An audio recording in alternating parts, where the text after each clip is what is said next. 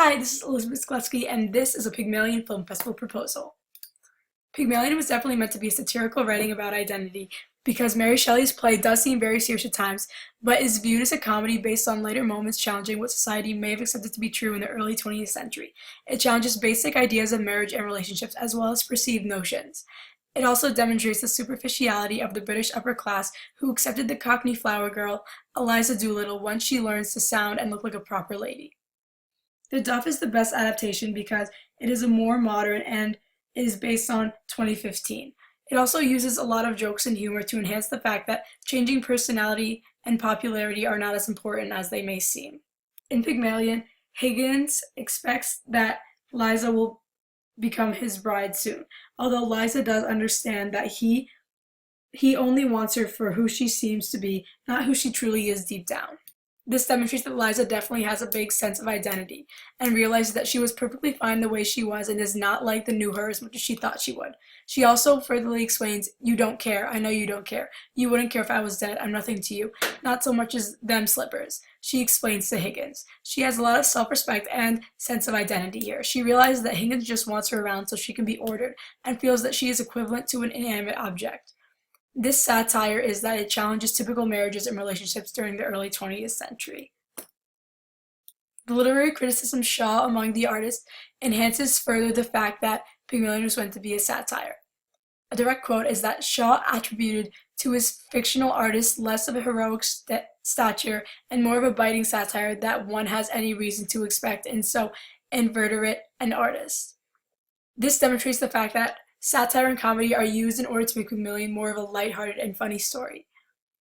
Secondly, Shaw clearly satires the British society, particularly the role of women in society, as his very independent character leaves Dr. Higgins, who has virtually recreated her.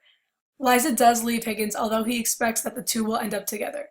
Women in society depicted as objects in the early 20th century typically didn't stand up to another man, especially a wealthier man, but Liza had the courage to. She stays strong to herself and does not allow Higgins to boss her around into being his companion or even future wife. She goes with her heart and marries a boy named Freddie, who may not be as wealthy as Higgins, but is definitely a better fit for her. The movie The Duff is a funny way to demonstrate how modern day society recreates subgroups based on appearance or popularity and not the things that really matter.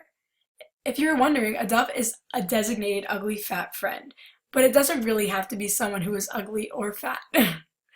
Everyone is someone's duff, so they should all just accept themselves. A direct quote is that, in the end, it isn't about popularity or even the guy. It's about understanding that no matter what label is thrown your way, only you can define yourself. Which is from the main character, Bianca. Bianca, with the help of her friend Wes, realizes that all the hard work she went through to become so popular and approachable was really all for nothing. She further explains, "I'm tired of being the approachable one. I want to be the dateable one."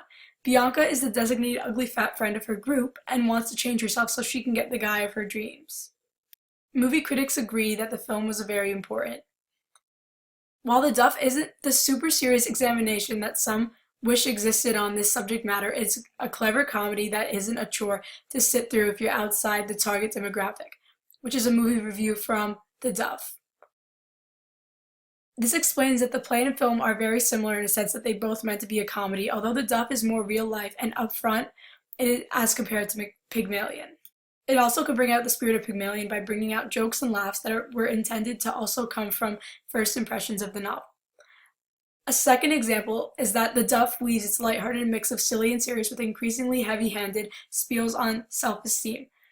Both Liza and Bianca, the main characters, have struggles with their identity, but by the end they find out who they really are. Bianca understands that in the end all that matters is how she perceives herself. Some may say that The Duff does miss Shelley's questioning about this serious play, because it does completely change the plot of the original play by making it so modern, and it does not capture the full challenges of social norms like marriage. Also, The Duff does bring out a silly sense into a story of identity that really has a much deeper meaning than just any old high school comedy. It brings out jokes and laughs throughout the film, but it also enhances that only self-perception matters. To conclude, Pygmalion was definitely aiming to reconstruct social norms as a satire.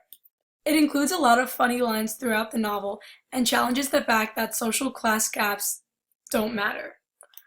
It also changes perspective of female roles because Liza stands up for what she believes in and is known as a modern-day feminist. Duff is definitely the best adaptation because it brings out a satire and comedy to a modern-day scenario of Pygmalion. It enhances that social norms do not matter in the long run, and it recreates Pygmalion in the sense that it is more applicable to a modern American person. Thank you so much. I hope you enjoyed it.